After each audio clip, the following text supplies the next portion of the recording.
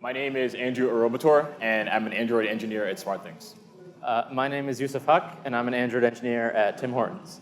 Kotlin is a language designed to be easy to pick up, but this is a talk about some topics that you may have missed along the way that can make you a more effective developer day to day. Let's start with the Kotlin type system. There's a bunch of interesting things going on that you can make use of.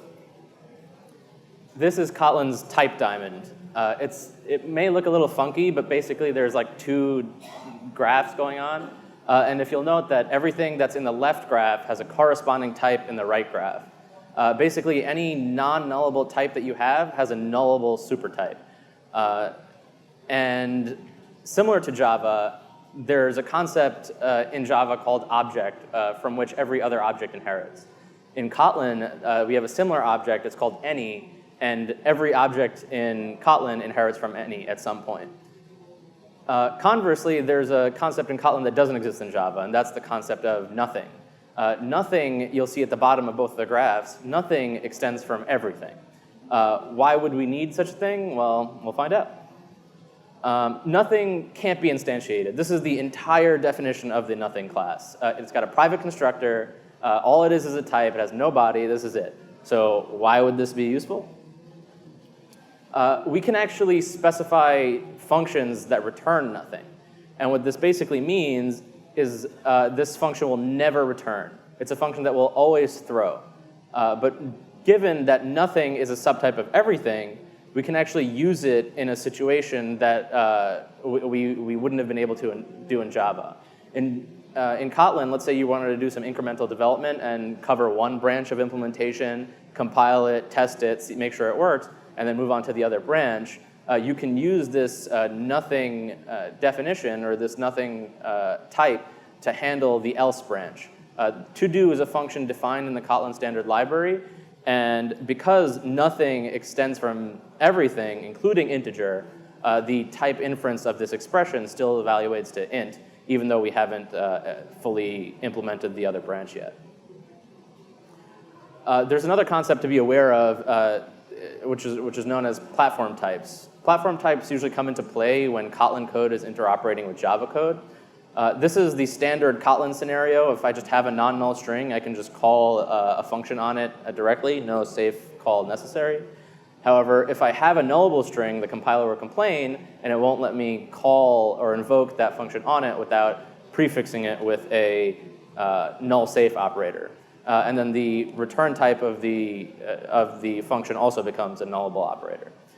However, I want to propose a thought experiment. Let's say I have this Java class, and this Java class just has one function that returns a string, and in this case, it's returning a null string. Well, if I try to call this class from Kotlin, the type hint that the compiler will infer is actually string exclamation point. This is known as what's called a platform type. Platform types are types that the compiler doesn't actually know what the real nullability situation is. You have to tell the compiler specifically. In fact, the editor will give you a warning saying, hey, I don't know what this type is. You have to specify it explicitly. But if you don't, you can actually invoke a function on it in your Kotlin code. The compiler will not complain, and you are able to invoke it and execute it, and you will get a runtime exception instead of a compile time exception, which is the whole point of this null safety operation. So what you can do is you can specify the type explicitly to a nullable string, and then you get your type safety back, and the compiler will complain again, and you can go ahead and change your invocation to a safe invocation. Alternatively, if you own the Java code that hasn't been specified, you should add the support annotations for nullability.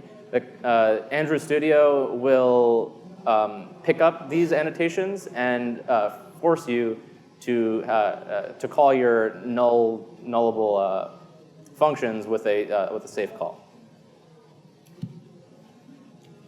In order to become a more effective Kotlin developer, in addition to leveraging the existing type system, it helps to create your own custom type system. This way, you can get compile time errors instead of runtime errors. This is Playlist Repository. It's the interface that I'm using for interacting with playlists in Oracle Music Player. Here we have a function, add song to playlist, that takes two longs, a song ID and a playlist ID. The potential bug with this method is a little subtle, but it could have really weird effects for the user. I'm storing both IDs as longs in the database. This means that a playlist ID and a song ID are both recognized by the compiler as having the same type, even though they're not logically the same thing. This means that the compiler wouldn't complain if I accidentally switched around the parameters. Logically, this doesn't make sense, but the compiler is perfectly content with this buggy code. It will successfully build and allow you to ship strange errors to your users. With Kotlin, you can create custom type systems to ensure compile time safety.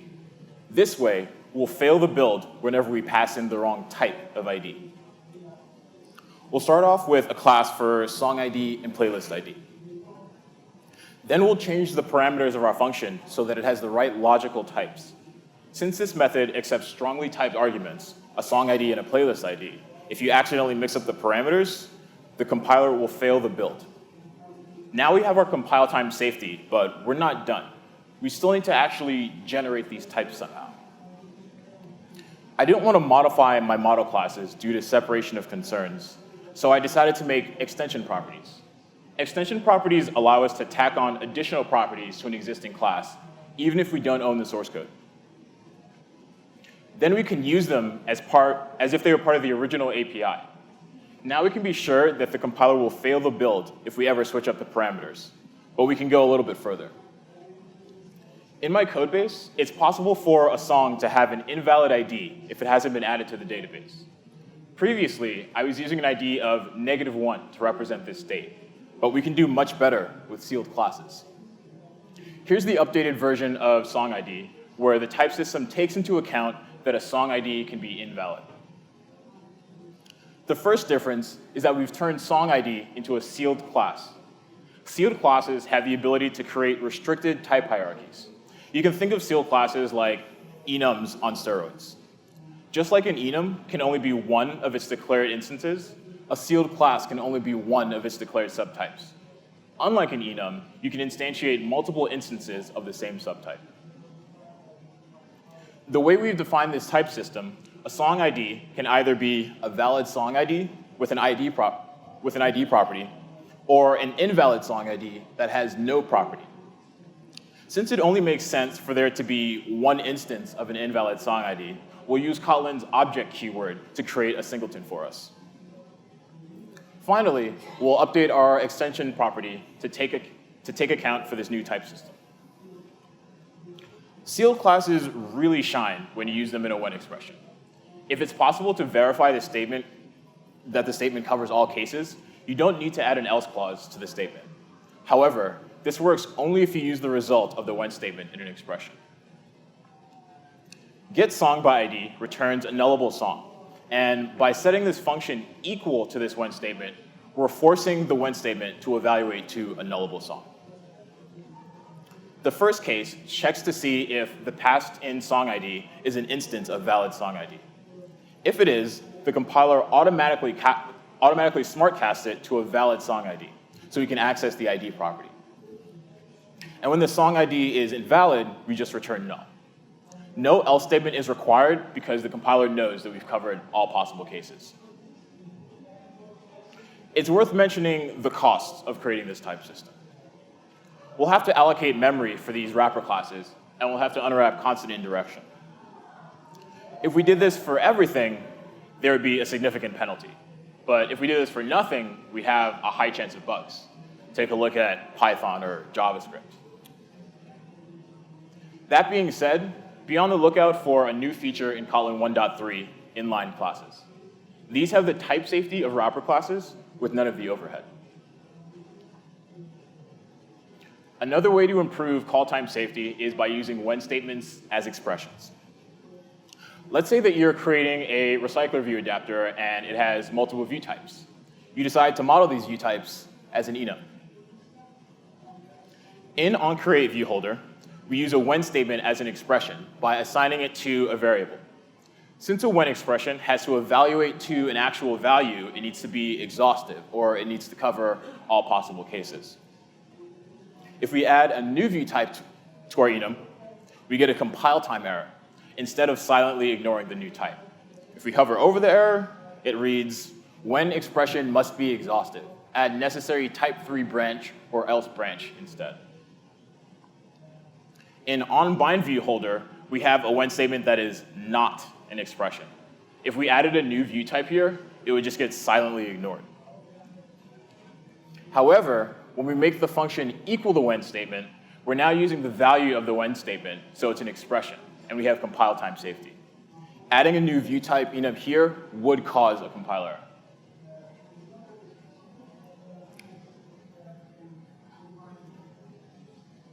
Kotlin has support for a bunch of different functional programming concepts that a lot of Java developers aren't used to, and learning to think in these functional concepts, or even just read some of the different functional concepts would really pay off in navigating new code bases and even making APIs of your own.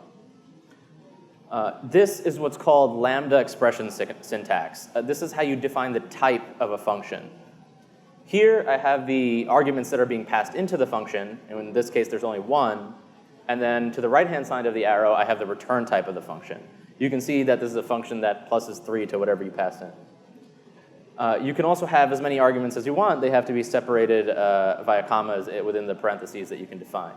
And then once you've defined them, you can call them and invoke them like you would any other function. And note, these are local variables that I've defined, so you can pass these around like you would any other piece of data or object. This is a lambda with a receiver, and that's like thrown around a lot, but it's not too hard to figure out. The receiver is simply the type that you're going to invoke this function on. And in the body of the lambda you define, the receiver is the this instance. So in this case, if I invoke this function on 7, the this is 7, and then it pluses 3 and returns 10. You can also pass additional arguments into a lambda with a receiver. Those go inside the parentheses and are available to you as normal parameters, and you still have access to the this keyword inside your lambda. And just like the regular lambdas, you can call these and invoke these like you would any other function. But what's nice about this is that you have a nice fluent chainable API that you can, it's nice to read and it's nice to program in, and you get the nice like dot autocomplete stuff. Kotlin has support for top-level and local functions, and Java developers aren't usually used to this, so I'll explain why you would use each one. Let's just say I have a class and I have some function in a class. And there's a piece of logic that I want to define and I want to reuse within this function, but it's not so reusable that I want to pollute my class with it. I want to use it basically within the scope of the function, but I don't need it anywhere else. I can actually define a function within a function and then invoke it from the enclosing scope.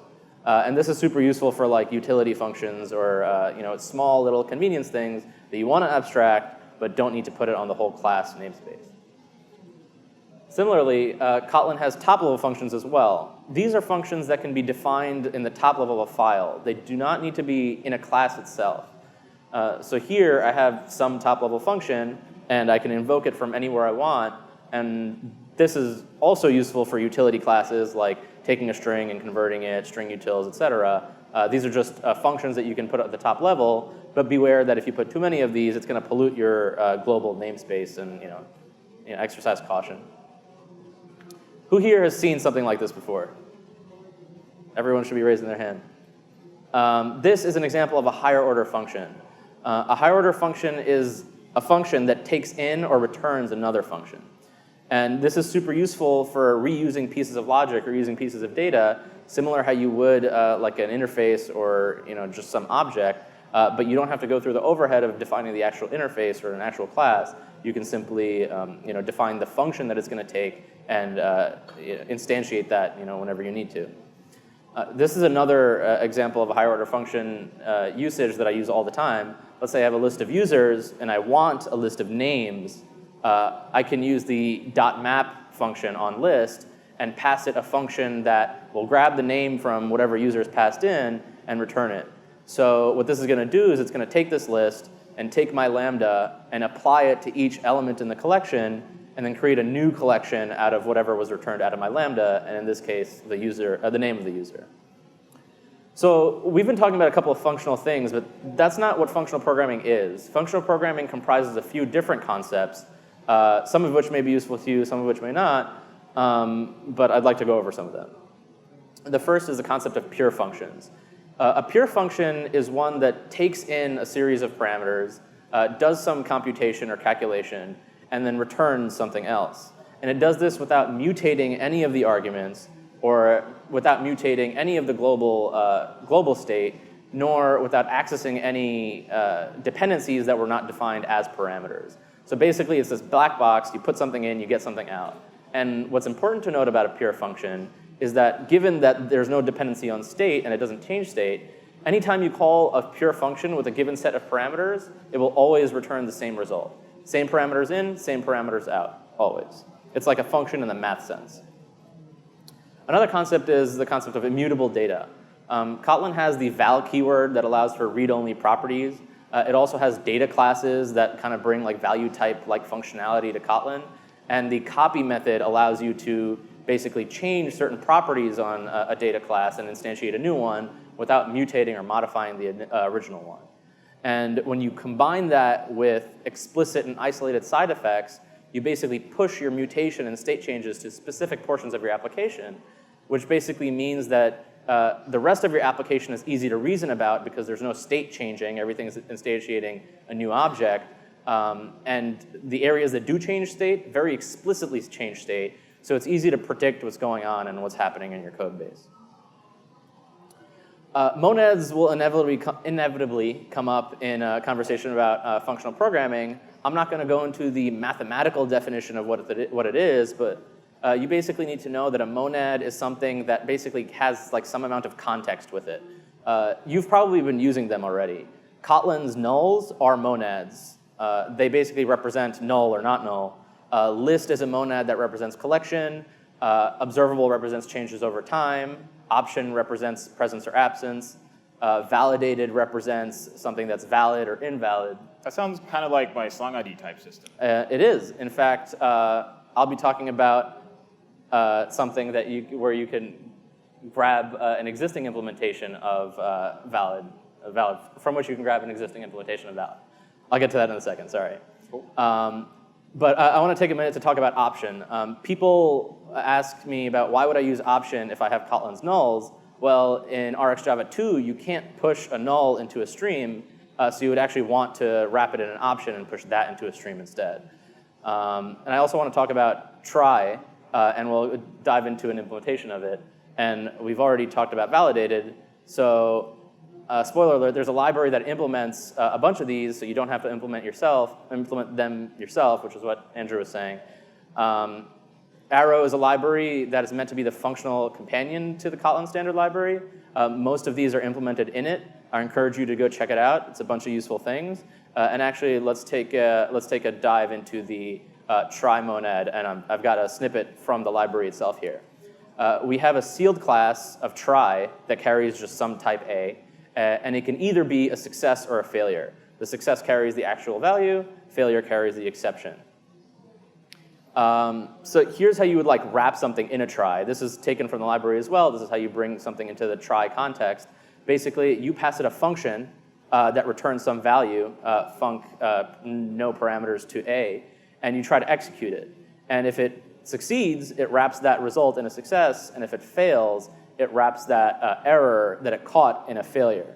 And the way you use that is instead of using Kotlin's so Kotlin doesn't have checked exceptions. The way you get around that is by annotating a function with a throws annotation, but Kotlin's compiler won't force you to catch that exception. Only Java's compiler will. So the way you can get around that is by instead using the try monad and using that to carry the success or failure of an object. And what's nice is that you get a semantically meaningful function signature. You know that this is something that can succeed or fail by the return type. And you're guaranteed that you will not get a runtime exception or anything like that because you're catching it before it can be thrown up the stack. In order to become a more effective Kotlin developer, you should take control of your API. I recently wrote some code that did a bunch of networking calls using RxJava. When it was time to start writing tests, I took a look at some old Java code. The Java way to do this would have been to first declare a test subscriber, then fire off a networking event, and after that, there was a solid chunk of boilerplate code. We'd have to wait a second to give the network time to respond. We'd have to wait, we'd have to assert that the test subscriber had successfully completed. We would make sure that we only got one value count, and that value was what we expected it to be. Instead of writing these same assertions over and over again, I decided to write an extension function. Here, we're creating an extension function on a generic test subscriber that will do all of the assertions for us. The function name is sandwiched by backticks, and this allows us to put spaces in the name of our function for readability. Backticks in function names is something that you can only do on the JVM, so regular Android doesn't support this. Now, let's look at the call site. Only one line. And since we made this an infix function, we don't have to use parentheses when we pass in this function's single parameter. When I was writing tests for my networking code, I also wanted to make sure that I was sending out the proper requests. To do this, I had to grab the request from mock web server. Then I had to write assert statements for every single attribute that I wanted to test. Again, I found myself dealing with a lot of boilerplate, so I decided to take control of my API. With the help of extension functions, I was able to eliminate boilerplate and improve the readability of my tests. And since the request method and content type were both enums, I was able to use autocomplete when I was writing my tests. By the way, down at the bottom, body is being set to a Kotlin raw string. You define one using triple quotes, and they're pretty useful for displaying JSON because you don't have to escape special characters. Let's dig into how all this is implemented. First, we'll create an enum called HTTP method, which contains all the HTTP methods. Next, we'll create an enum for all the content types that we're using. Once that's done, we can create the expected request data class, which holds all the attributes of the request that we'd like to validate. After that, we'll define an extension function on mock web server that's going to do the actual assertions for us. Just like the Java code, we start out by getting the recorded request from mock web server. In an extension function, the this keyword refers to the receiver type. In this case, it's the instance of mock web server that we're interacting with. Next, we'll make a series of assertions that check each attribute of the request that we're interested in. Let's dive into has authorization, one of the extension functions that I defined on recorded request. It grabs the auth header and then it says that it should equal authorization. This should equal method comes from the Fluent assertions library, Fluent, and it just forwards calls to JUnit assertions. It's part of what inspired me to write this code. Fluent has many other useful methods that improve readability for your tests, and I'd recommend checking it out. And here's the finished call site. Another way to take control of your API is to use operator overloading. Kotlin allows us to provide alternate implementations for operators such as plus, double equals, and so on. For an example, let's take a look at a library called RxKotlin. It provides Kotlin extensions to make RxJava easier to work with. It's sort of similar to Android KTX. The operator keyword, paired with the function name plus assign, tells Kotlin we want to override the plus equals operator. And this allows us to achieve the following syntax.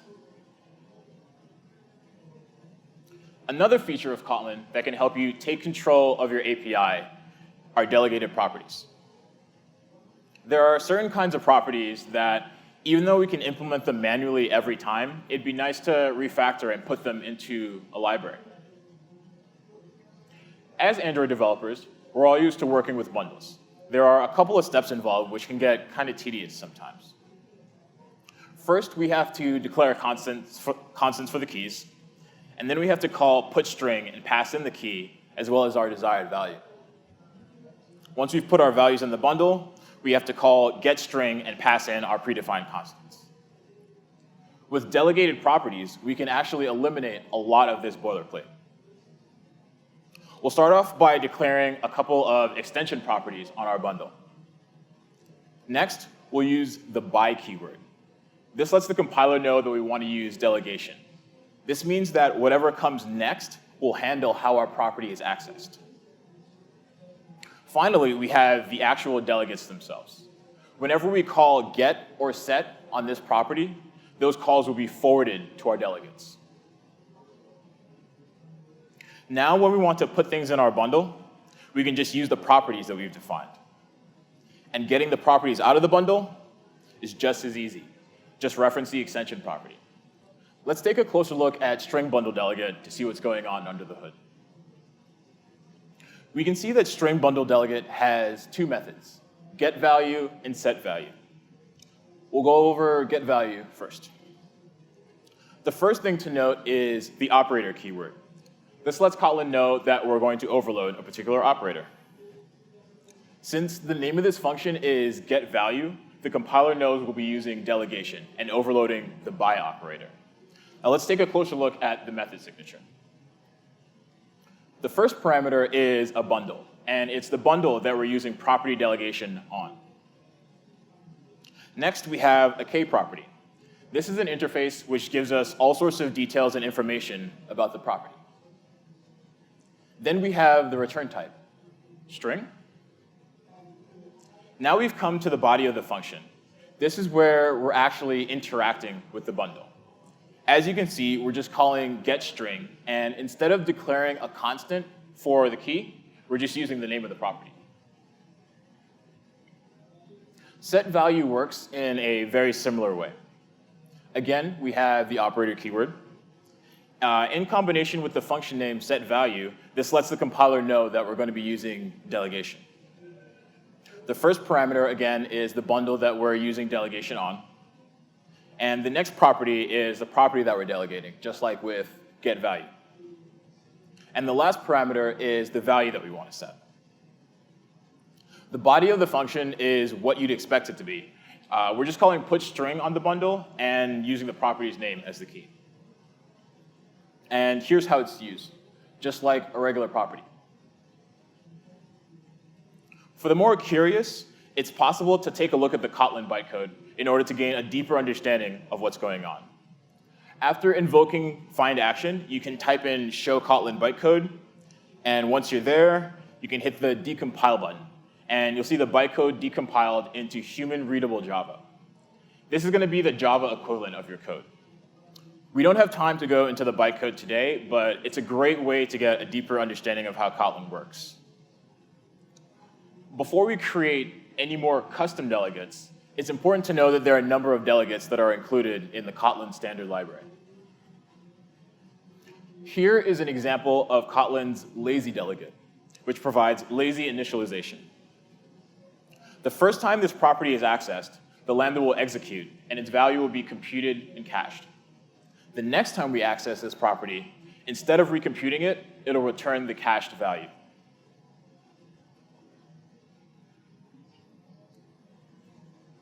Kotlin's standard library is pretty extensive and has functions to do probably anything you can think of within reason. So I'd like to just go over some of the more useful ones. Here's just like a list of a bunch of them that I use pretty frequently. Pick some out, go Google some afterwards, but let me go over some of my favorites.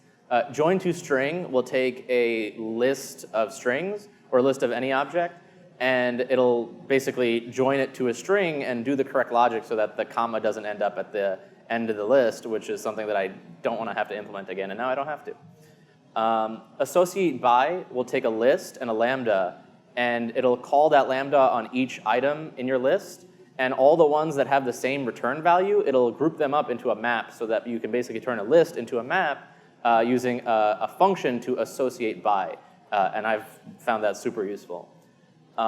Get or put is a function on map that basically says, hey, get me this key, and if it's not present, use this lambda and put it in the map and then give it to me.